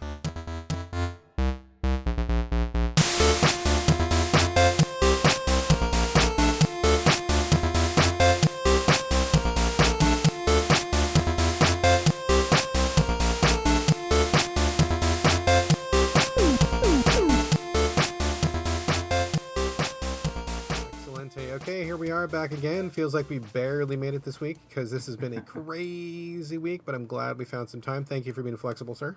Of course. Feels like, probably because I've been out of town, it feels like it's been about 500 years approximately since the last time we sat down and talked. Yeah, the last time we recorded a podcast, it was with a chisel on a slab of stone, so it's been a while. So, dude, you just got back from San Francisco for Pride. I mean, I did some Pride stuff too, but I think yours is probably the bigger story. So tell us about your trip. Yes, I did. I was out of town for several days, actually. I guess, I don't know. We flew out Thursday night, and didn't get to San Francisco until, I don't even know, it was like 10 p.m. or something. So we didn't really do anything like the Thursday night that we got there. And Patrick and I flew out, and his cousin lives there. I believe it's his mom's sister's son, who's just a little bit older than us. He's like 34, I think, or 35. It's just like a tiny bit older. And he has been living out there for, I think, like, gosh, I always want, it's one of those things where I'm like, oh, he's been out there for like a year or two, but I really think he's been out there for like close to maybe 5 years or so. Yeah, time goes by quickly, man, for sure. Yeah. So, and I'm kind of surprised we had never been out there before to visit him, but, you know, first time for everything. So we flew out, got there on Thursday night. He picked us up from the airport. We stayed. He lives with one of his friends. I don't really know. It's in like the Golden Gate district area. I don't really know like the neighborhoods that well, but I was trying to like kind of piece it together while I was there via Google Maps the entire time.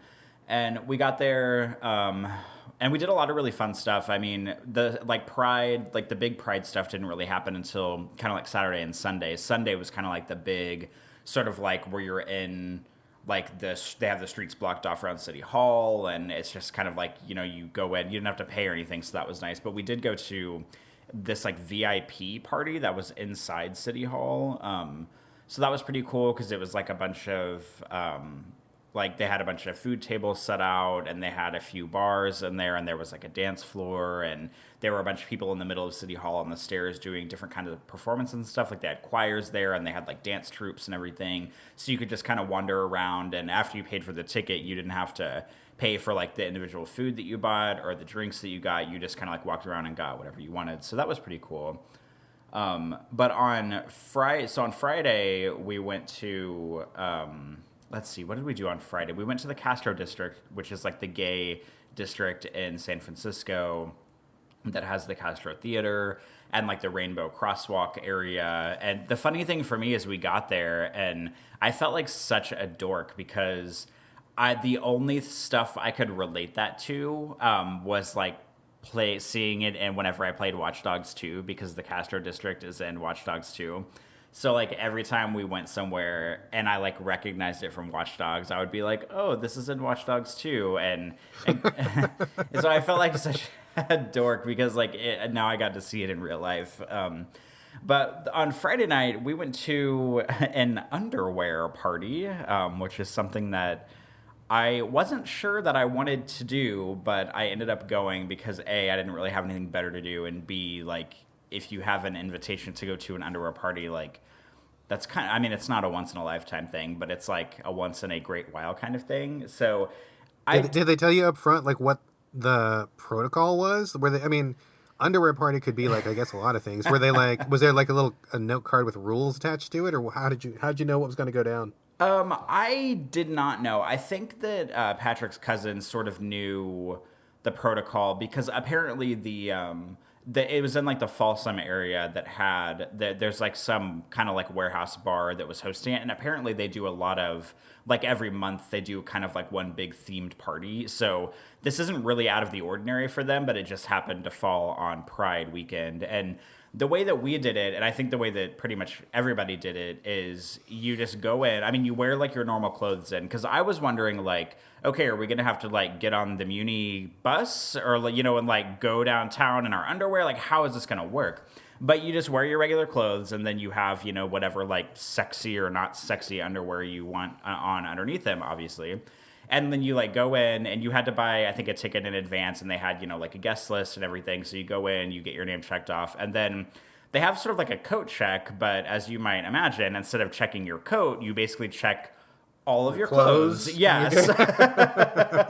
So like, you go in, and you know, it's kind of funny because like everybody was kind of lined up because we got there maybe about an hour after it started or so. And so by the time we got there, it was just like, I literally think it was all men. Like, I didn't see a single woman there. I don't know if they have rules about, like, can women go, but it was like... I was just going to ask you if it was mixed or if it was a dude's thing. Yeah, I don't know what their rules are, but I can only tell you that I did not see a single, like, female-presenting person the entire time I was there. It all appeared to be cisgender men or...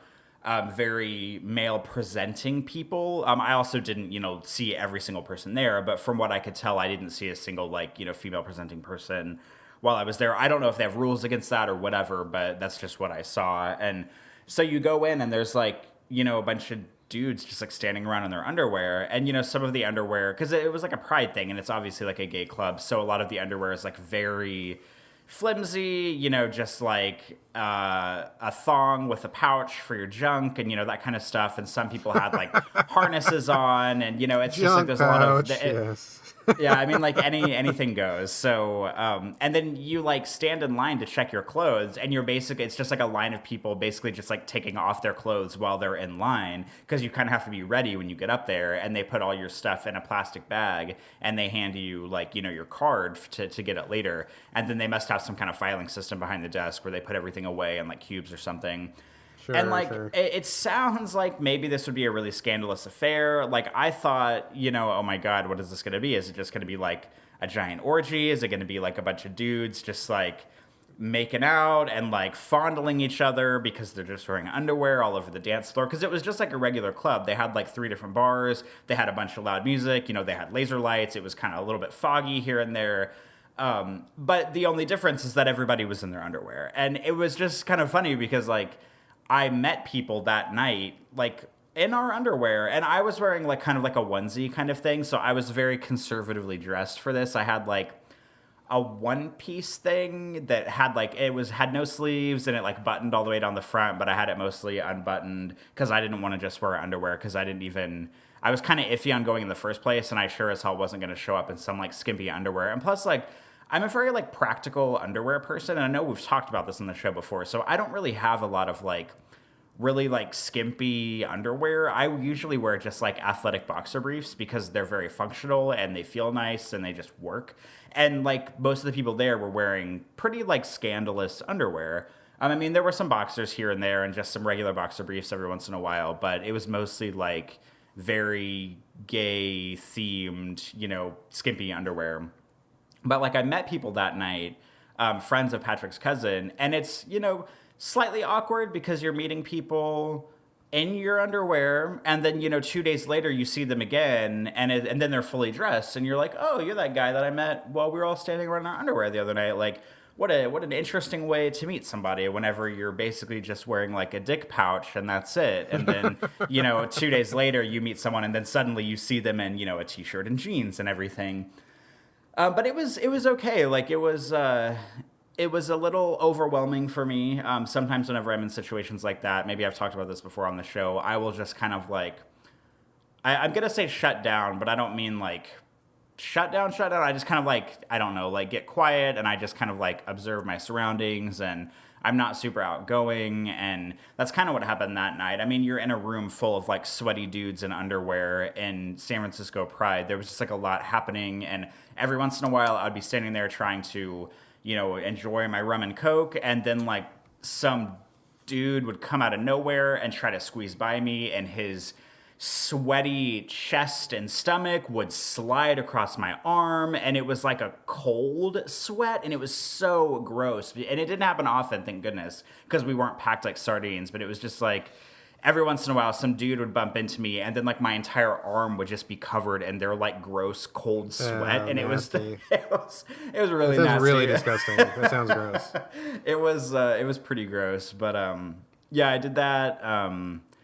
And then, I mean, for the rest of the weekend, just pretty much did Pride stuff. Went to Castro District a few times, rode the Muni, which is their transportation system. For some reason, whenever I thought about San Francisco, I didn't really put together that they would have an underground train system like New York or other places. I didn't think I even knew they had one.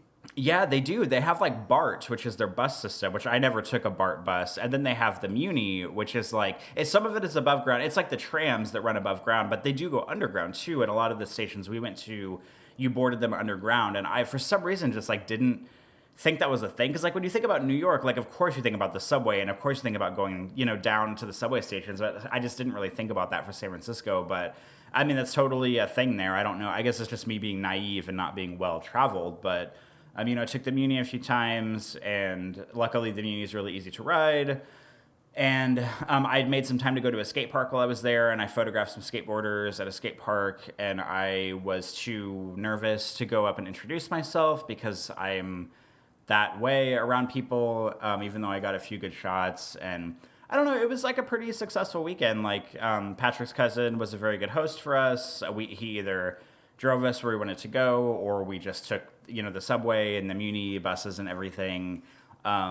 Went to a bunch of different bars, went to a lot of pretty classic, like, gay San Francisco areas. Like, we were in the Castro a lot. We went to Hamburger Mary's, which is a pretty mediocre restaurant, and they exist outside of San Francisco, but it basically, their draw is that a lot of their wait staff there are, like, drag queens, so they're in, like, full queen regalia while they're, like, serving you your hamburger and fries, and your Bloody Mary and everything, which is a pretty neat experience.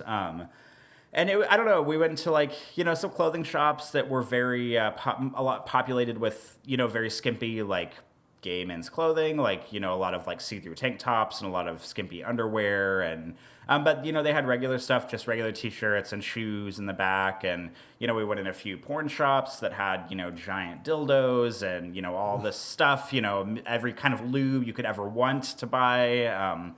So yeah, there was just, there was a lot going on, and Pride itself was neat. Just seeing how many people were out and how, like, multicultural the area was really nice, and how sort of, just kind of, like, easygoing and accepting it seemed like everything was. And I feel like the entire time I was on the trip, just because we spent so much time in the Castro district and at, like, the Pride Festival itself, like, I just like to imagine that I did not see a single straight person the entire time I was there. And I know that's not true, but it just seemed like everyone was gay. Like, everyone was gay or bi or maybe, like, pansexual or, whatever. And it was just weird to be in a scenario where it felt like everyone around you is part of the exact same community that you are, coming from sort of like a marginalized group like I am as, a gay person. It felt strange, but it also felt nice because you could just kind of, like, go about your business, didn't really have to worry about, like, I don't know, being, like, assaulted in public because you're gay or whatever. Like, it's kind of sad that those are the things you have to worry about. But it was just cool. Like, and no matter what you were wearing, even if it was, like, the middle of the afternoon on a Friday, like, you would not be the most ridiculous looking person out on the streets. Like, there were people wearing, there were nudists, first of all, so I saw a lot of people with just their junk out, which is neither here nor there, I suppose. And there were people wearing, like, thongs and crop tops, just, like, in the middle of the day. And I don't know, I was, like, I had one of those situations where I worry about, like, oh, if I put some eyeshadow on, I'm probably going to look pretty ridiculous, right? And then I go out and I'm, like, the least ridiculous looking person on the streets. So it's just kind of a nice reminder that, like, I don't know, there are big spaces like that where everyone can kind of just exist however they want, and everybody's just doing their business and not really caring about your sexuality or the way you present yourself or anything like that. You just get to, like, go out into the world as who you are and then live your life, and that's that. Yeah, I was going to ask, I had a couple questions, but I was going to ask you, like, if you did feel, you kind of covered it already, but, like, just the vibe of being there, and, like, did you feel, I assume you've probably been to Pride celebrations before, and I assume this one probably felt a lot different, probably just because of the scale or maybe where you were. But, did you really feel like, like you were, like, going to, like, the gay Mecca, or did it feel somehow different or more significant in some way? Like, was this some kind of a, I hesitate to say spiritual journey, but, like, did it feel like a bigger deal?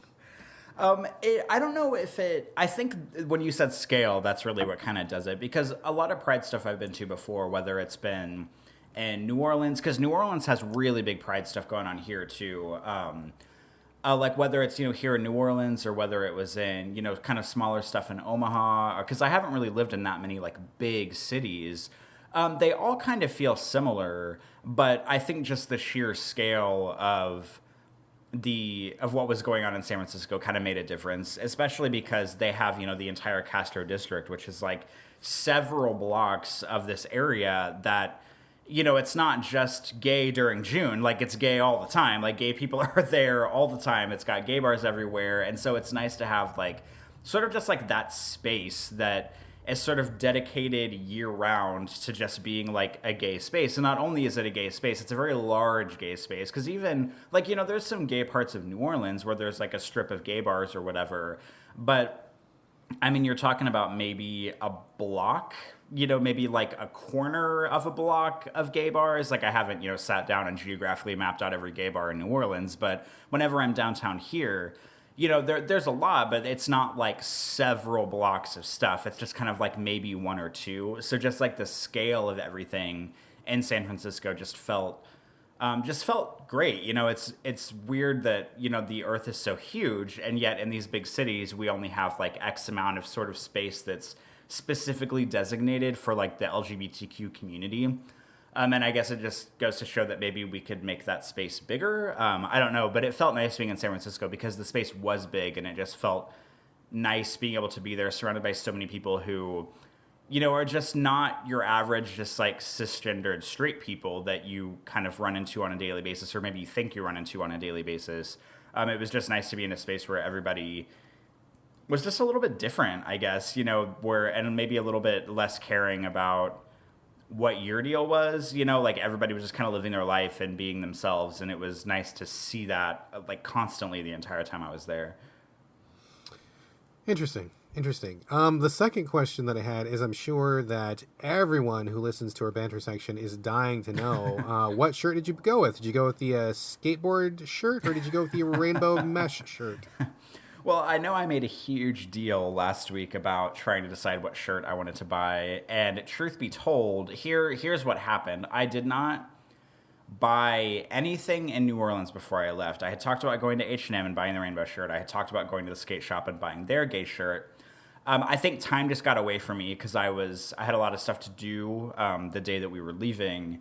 And so I didn't end up buying anything here, and I kind of thought, okay, well, I'll just wait till we get there, and then maybe I'll buy something there. And truth be told, I had opportunity upon opportunity upon opportunity to buy clothes there, because when we went to the Castro district, we went the first time before a lot of like big pride stuff was happening, and we went in probably maybe 3 or 4 stores that, were largely populated by sort of gay clothing, and that's a weird thing to say, but, just like rainbow mesh tank tops or t-shirts that had kind of, silly sayings on them that were kind of geared toward the gay community. But every time we went in one of those stores, I liked some of the stuff in them. There were like some tank tops that I liked, and there were some t-shirts that I liked, but everything was so goddamn expensive. I didn't want to buy anything because I knew, okay, here's this tank top I like, it's rainbow mesh or whatever. And then the tank top would be like $50. And I'm like, okay, I'm going to wear this like once or maybe once a year, and I'm not going to pay you $50 to buy this. It's not even a full shirt. It's like a goddamn tank top. I'm not going to pay this much money for it, because that's how I think of a lot of things in life. Like, I just can't bring myself to spend a lot of money on certain things. And because I already have so much clothing, it takes kind of like a special piece of clothing in order for me to spend any or a lot of money on it. And everything I saw when I was there, it was just too expensive, and I knew that I would only wear it like once a year or, on certain occasions. So I did not buy anything. I pretty much just wore black t-shirts, dark gray t-shirts, or I've got a couple of like these burgundy, like kind of wide scoop neck shirts that I had from H&M, and I wore those pretty much the entire time. Gotcha. Well, did Patrick have a good time? What was his thoughts on the whole thing? I think he did. The funny thing is, we haven't even really sort of like decompressed or anything about it, because we kind of got back. We got back really, really late on Tuesday, like on Monday night into Tuesday morning. Our flight didn't even touch down here until, God, it was like 2:00 in the morning or something. So our flight touched down. We didn't get home until about 2:30 or so. I stayed up for about an hour and then went to bed, and then Patrick went to bed like as soon as I think he took a shower and immediately went to bed because he had to work the next day. I took Tuesday off. So like he worked on Tuesday and I was just kind of hanging around on Tuesday, and then he went out with some friends on Tuesday night, and we haven't even really like seen each other that much since we got back. So we haven't really been able to sit down and be like, okay, well, what did you think of this? What did you think of that? I mean, I generally think that we both had a pretty comparable time. He might have had a little bit more fun than I did because his cousin was there, and obviously he has a stronger relationship with his cousin than I do, because they like grew up together in a sense. But yeah, we haven't really like talked about it, oddly enough. We just kind of went and came back and then immediately got so busy that we haven't really had time to like sit down and discuss it. Gotcha. Well, it sounds like a good trip. Sounds like a good trip. You glad you went? I am. I'm glad I got to go. I'm glad like I said on the last show, it was my first time in California. So just being in California was pretty cool. Seeing just like the overall geography there and like the weather. The weather in California was so weird because like in the sun, I'm like my back would be sweating and I would be disgusting and I would feel gross. And then like the second you step into a shadow, you're like freezing your ass off. It's like the weirdest like weather co-op there. But the geography was really cool. Like I had kind of forgotten about how like San Francisco is so hilly and how like the hills are really steep. I mean, it's similar to Seattle in some regards where there's just like really steep hills everywhere and like business areas and residential areas. So seeing just like the geography and the housing and like we went to the Golden Gate Bridge and I got to take pictures of that. So that was really cool. Just like kind of experiencing it was really great. But I feel like it's kind of the same thing like the first time I went to Seattle where like I only like barely scratched the surface of what all I could do there. And like with Seattle, I've come back since. Like I've been there, I think, just twice. So the second time, I feel like I really got to dive a little bit deeper into Seattle. So hopefully, I'll go back to San Francisco at some point and really be able to kind of make that second impression too, and kind of dive a little bit deeper there as well, and kind of explore some new things. Excellent, excellent. Well, it was Pride weekend here as well. And my family and I took part in that. My wife, her agency had a table, which was on Broadway, which is kind of the main drag of Seattle's Capitol Hill gay neighborhood, probably the analog of the Castro, although I'm sure much smaller. So we went down there, and in the morning before we did the table, we went to this park. It's called Cal Anderson Park. It's a very famous park in Seattle, and they had they had a stage, and they had a bunch of tables and displays, and people kind of just walking around the park. And they had a drag queen who was doing drag story time for the kids, because on Pride weekend in the morning they do family-oriented things, because a lot of gay people got kids out here. So we have a lot of, gay and trans and, other type of, non-standard nuclear families. And so there's a lot of family activities for them. So there's tons of kids out, tons of parents, moms and moms, dads and dads, trans people. I mean, all sorts of mixes, all sorts of couples, all sorts of groupings, et cetera, et cetera. And it was all just cool and chill, and everybody was getting along really well. So we took my son to go see drag Storytime, which was really fun. The drag queen, I think her name was Alexa Manila, I'm pretty sure. And she was fabulous, of course, and she read a couple different books that were all super positive about, accepting people for who they are and celebrating differences, and that was really good. And then it just so happened that Jeremiah Breton from the Game Bar podcast, who we just poured 40 out for in the last episode, was up there walking around doing stuff. So they came up, Jeremiah and his partner came up, and then one of the people who was formerly on the podcast happened to be there as well. And that was the first time I met them. So that was really exciting. So we hung out for a little bit, got some pizza, and just kind of chilled, walked around. That was really fun. And then we went to my wife's table, and it was just like crazy, like the entire Broadway, which is like one of the big streets in Seattle, like from one end of it to the other was blocked off, and the whole thing just was turned into like this kind of like street fair, carnival concert, just like row after row after row of stuff going on, and it was like really crowded and packed. But it was cool. I mean, the weather was really warm and nice, and we got to see like tons of stuff. Tons of people out in drag, tons of people out wearing nothing, tons of people in their pup gear, which was like a very strong presence this year. We saw many, many, many pups this year. Also, leather, of course, and whatever, the whole gamut of stuff was out there. So that was really fun. And then we kind of just hung out for a while, and we're greeting people as they came by and passing out bottles of water and stickers and just saying Happy Pride to everybody that walked by. And it was a good time. It was a good time. We were supposed to be there till like 9, but I think everybody had been drinking, and so they're like, let's pack this up and get out of here. So I think we packed up a little bit early. I think we left at like 6 maybe, and packed up the table, and we just went out to party a little bit more and then came home. So it was a good time, very good time.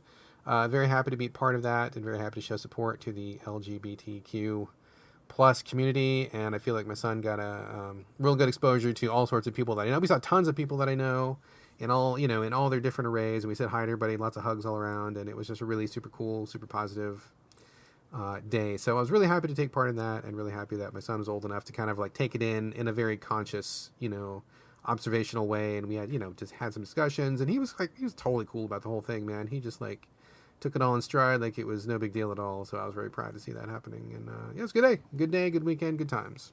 Whenever I was in San Francisco, I saw the picture that you posted on Instagram of your family at Pride, and I swear this is a true story.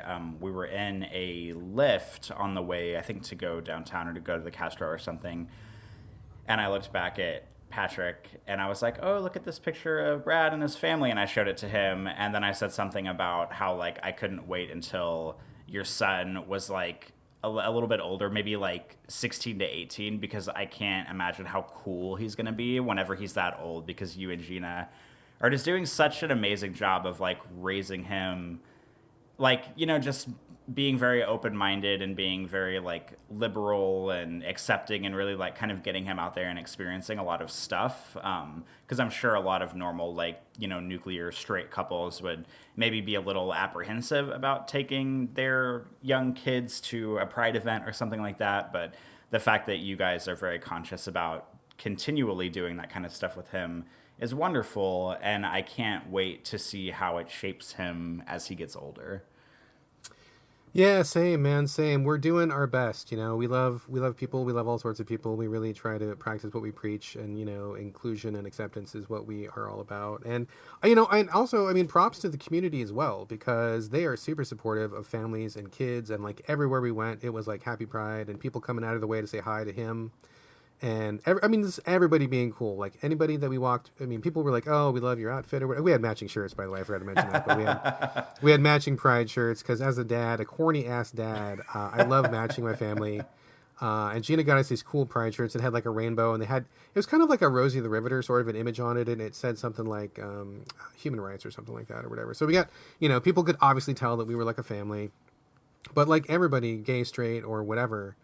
Was just like cool, Happy Pride, what's up, and like everybody was just like really cool, and whenever we went, it was really nice, really super supportive. At some point during the day, my son saw a parasol that somebody had. He's like, "Oh my god, Dad, I want a parasol," and I'm like, "All right, well if we can find it, there's like 1,000 vendors here, but if we can find it."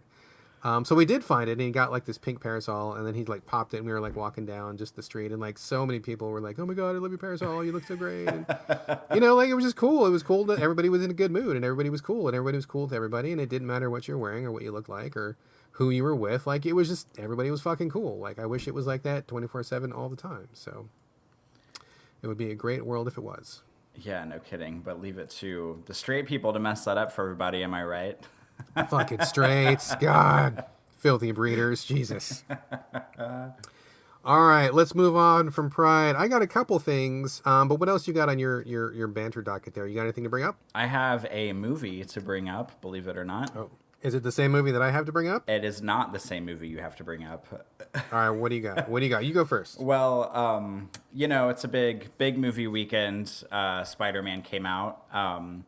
So what did I do? I took myself to the movies by myself last night, which is something I like doing. And I did not see Spider-Man. I saw Anna, which is Luc Besson's newest movie about a chick kicking a bunch of dudes' asses, which if you know anything about me, that is your favorite genre. Yeah, it is literally my favorite movie genre. And so this movie kind of came out of nowhere, and I think I saw it was one of those situations where obviously they had put a marketing budget into it to have a tweet go out every 5 seconds about the movie, and this was about a month ago or so. And I remember seeing it, and I don't really pay that much attention to Luc Besson. He did The Professional. Leon the Professional is maybe his most famous movie, and that was with Natalie Portman when she was 12.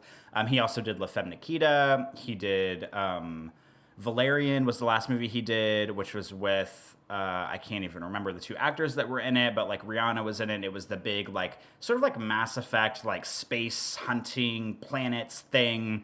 I only saw some of it, and it was not very good. It also did not make very much money at the box office, and I'm sure it cost $8 bajillion to make. So Luc Besson has sort of gone old school and done I wouldn't call it a low-budget movie, but it's obviously not CGI everything movie called Anna, and it is about a this young, of course, it's a young, beautiful woman, because of course it's a young, beautiful woman, and she is a KGB assassin. She lives in Russia, she enlists into the Navy, and then a guy comes to recruit her because her parents were both in the KGB or something, and so they sort of single her out as like already having been, living that life for a long time, and her parents are dead at this point. And then they like recruit her and she becomes like the KGB's top assassin or whatever. And and I went in with very, very, very low expectations. I want to make that clear right now. The only reason I saw it yesterday is because I knew it was going to be out of theaters in like no time. It's only been out for like 2 or 3 weeks, and it's already down to 2 showtimes and 1 theater in New Orleans. So like it probably will last through the weekend and then we'll be gone. So I just kind of wanted to go see it before it was out, and I had pretty low expectations about it. And it's a good thing I had pretty low expectations, because the movie was not very good. It was like, oh, no. I know, like I was not expecting it to be great. But my sort of mindset in these kind of movies is if there's at least like one great action sequence, then like maybe the whole thing is worth it. Because obviously I don't think this movie is going to be like a giant, like great political drama with great acting or whatever. Like I just kind of went to see her like kick a bunch of dudes in the face. And unfortunately, I should have learned my lesson about this, because the same thing happened to me whenever I saw Lucy, which was Luc Besson's movie with Scarlett Johansson. This was sort of like, oh God, yeah. Yes.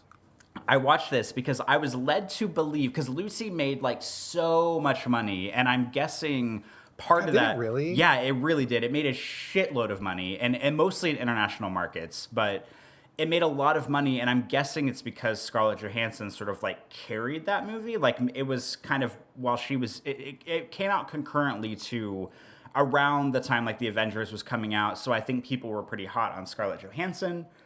And then Luc Besson was he's like a pretty famous French director. I mean, he's done a lot of movies. He also has some like sexual harassment allegations right now, so that's not cool. But Lucy made a shitload of money, and I rented Lucy like a couple years ago and watched it because I was under the impression it was going to be an action movie about Scarlett Johansson kicking a bunch of dudes' asses, which, as we've covered, is my favorite genre. But, fool me once, because that movie was not that. She does kick a few guys' asses in the movie, but because Lucy is about her, like, unlocking all of her brain power and whatever, like, she doesn't really do a whole lot in the movie. She just, like, waves her hands and dudes, like, fly out of the way in the hallways and, like, smash up against the walls and stuff. Like, she only, like, literally only physically hand-to-hand fights, like, one person in the entire movie, and the fight lasts, like, 5 seconds maybe. So Lucy was very disappointing because I thought it was going to be like an action movie about her like kicking ass. It was not that. So here we are with Anna, which is the fool me twice, shame on me, because it is similar. She does do a lot more like shooting and hand-to-hand stuff, but there's really only like there's like 2 big action sequences in the movie, but one of them is not very good. There's one where she's in like a cafe and she goes in to like assassinate this like, I don't know, like dude, high bigwig or something. So she like goes to the back and she goes to shoot him, and her gun is not loaded because she didn't check it, and like the KGB was maybe like trying to set her up as sort of like an exercise. So she ends up having to fight like all these dudes in the cafe, which like was an okay action sequence. I was hoping it was going to be better than it was, but it was just like okay. Like there's a lot of prop action going on where she like will flip over a table and she'll like grab a plate and start like hitting dudes in the faces with plates and then start like cutting their throats with these plates, which like, is cool because it's like using the environment or whatever. But it just like wasn't super well choreographed and it wasn't super well shot.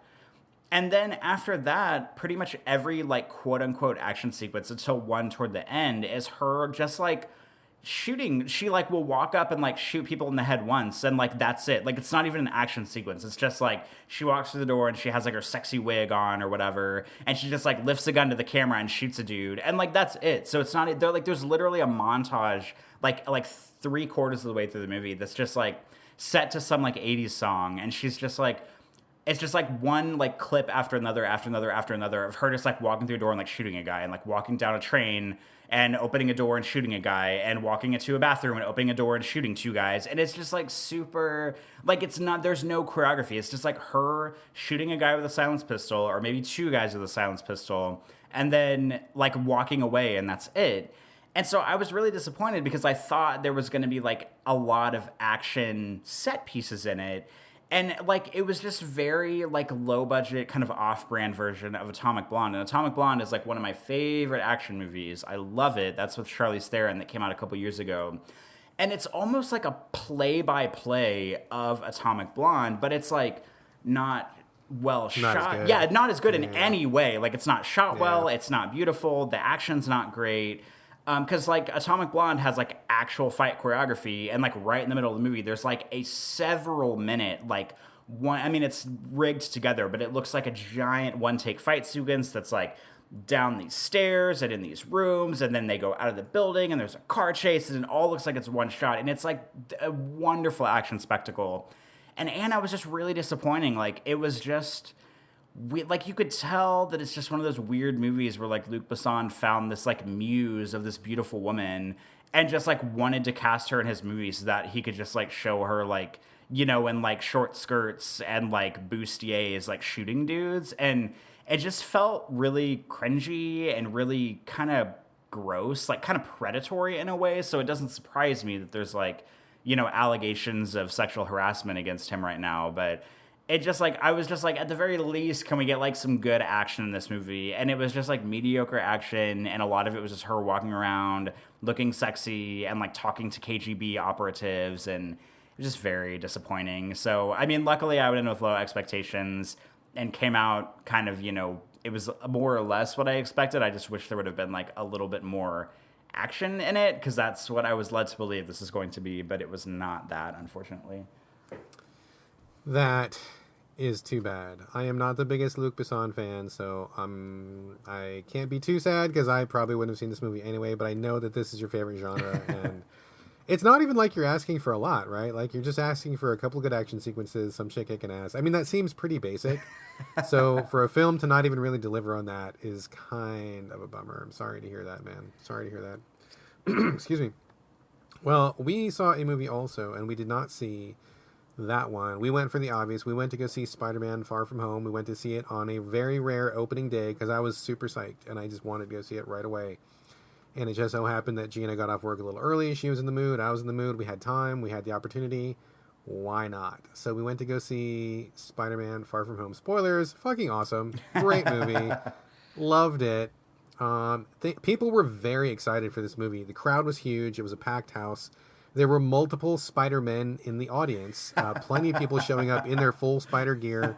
People doing Spidey poses outside the theater during the movie and like after the movie. Like everybody wanted Spider-Man, and we got it, man. It was a great film. I'm not going to talk about any spoilers, but clearly it stars Spider-Man and Mysterio, who, if people are familiar with the Spider-Man comic books, which have been around for, I don't know, 70 years or something like that. Like, Mysterio has always been a Spider-Man bad guy. So it was interesting that they picked Jake Gyllenhaal and kind of spun him as a good guy. Now, for people who are not familiar with Mysterio, he's basically like a dude, and I'm not an expert on him by the me anyway. I mean, I've read a few comics, not the Mysterio expert, but from what I gather, he's basically just like a guy who manipulates special effects to kind of like pull off capers and stuff like that. So I don't believe he has any real powers. He's always been kind of like a movie magic sort of villain. And I was really curious as to how they were going to pull that off. But they found a way. The writers of the Marvel Universe are pretty much the best writers ever, because they found a really cool premise for making that work. Not going to spoil it here because it's kind of a detail in the movie, but I was very impressed with what they did, and it was interesting that they spun Mysterio as a good guy. And lots of like the thing that makes the MCU the best thing ever is not just the cool action. And boy, holy shit, there was a few sequences in this that were jaw-dropping. Like they have one sequence where Spider-Man gets caught out without his costume, but he still has to take action. And so you see not Peter Parker, like in his day clothes doing Spider-Man shit. And so like the level of CG that they had to pull that off looked fucking awesome. Like it looked really, really good and really cool. And like there's a few sequences where it's just like really just like boom, boom, boom, boom, boom, just action, cool shots, like different camera work. So they were really putting a new spin on Spider-Man. I mean, Spider-Man's always acrobatic and athletic and swinging around and aerial, but they really went like one step further this time. And I was just so super impressed with him in his regular clothes. Like it looked just fucking badass. But the thing that makes the MCU the best, and the thing that DC still hasn't really figured out, is that it's the human moments that make the film. Like anybody can make a film with a superhero punching somebody else, but it's like show the human side. I mean, that's what really made Marvel successful in the first place. Like when Stan Lee started writing about heroes who had flaws, who had problems, like writing about the original Peter Parker back in the day, who was like a nerdy high school kid who got beat up in class. Like that was a thing a lot of people could relate to. And so in this film, Peter goes on this European tour with his high school class, and like it's just like this bumbling like series of errors, and like he's trying to like make the moves on Mary Jane, and it's just not working, and he can't get his mojo going, and I'm like, dude, as a fellow nerdy kid in high school myself, like I was feeling that so hard, like of like, how do you be cool, how do you impress a girl, how do you get to know one when you don't have experience and when you haven't really walked that path yet. They just really did a great job of capturing those moments. I thought it was very real. I thought it was very funny. Peter, I think, is a great character. Tom Holland kicks ass as an actor. He's like the best Spider-Man ever.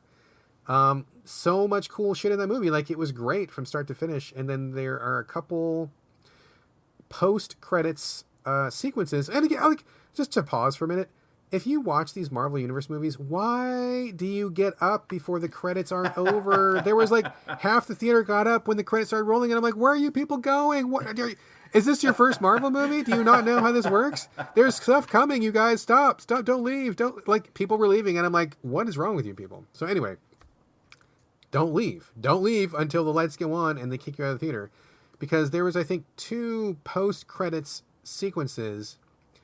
Maybe you want to count them as 3, but one of them was like a bombshell. Like, oh my God, what are they going to do after this? I'm not going to spoil it here, but like the audience reaction was like gasping and like people like saying stuff out loud and being really shocked. So I thought that was a really powerful one. There's a cameo, which people were cheering for. And then at the very end, there's like a nice little nod to the future of the MCU. So they were definitely laying the groundwork for the next series of films. I don't know why anybody would leave before you see that. You're crazy if you leave, you don't see that stuff. But it's a win. It's a win. Big win. Far From Home was fucking awesome. I loved it. I just super good. I can't get enough of Tom Holland's Spider-Man. I would watch movies like that forever. So loved it. Yeah, I'm looking. I think Patrick and I are going to go see it this weekend. So like the funny thing about this week for us is like I took Monday and Tuesday off because we didn't get back until Tuesday morning. I worked yesterday, which is Wednesday, and then today is July 4th, Happy Independence Day, so I'm off work today.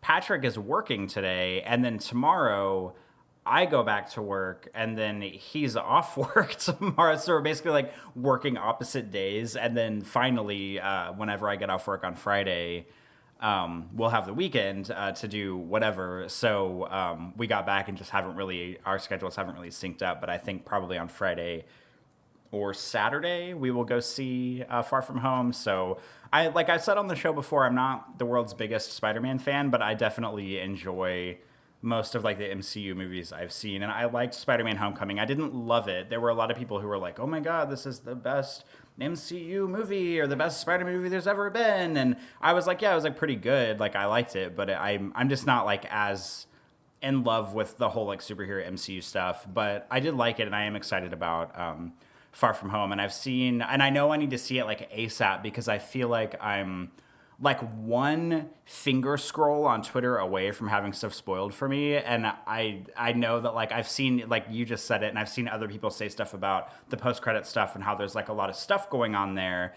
So like I need to see it like immediately, because I know somebody's going to spoil it, and I'm not going to be pleased about that. But I think Friday, probably tomorrow or Saturday, Patrick and I will go see it. So I am pretty excited about that.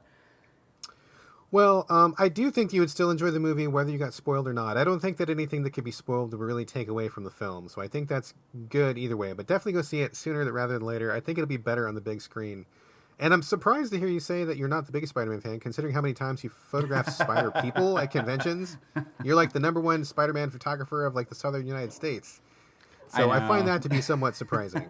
Yeah, I mean, I do enjoy, like, my Spider-Man photography life is very separate from my movie-going life. And I think the thing about the Spider-Man movies that, or just maybe, like, the MCU in general, and I've probably said this 100 times on the show before, that, you know, a lot of the movies follow the exact same beats of storytelling where it's like, all right, you have a person, and either the city or the universe or the world is in trouble. There's a big bad who's threatening one of those things.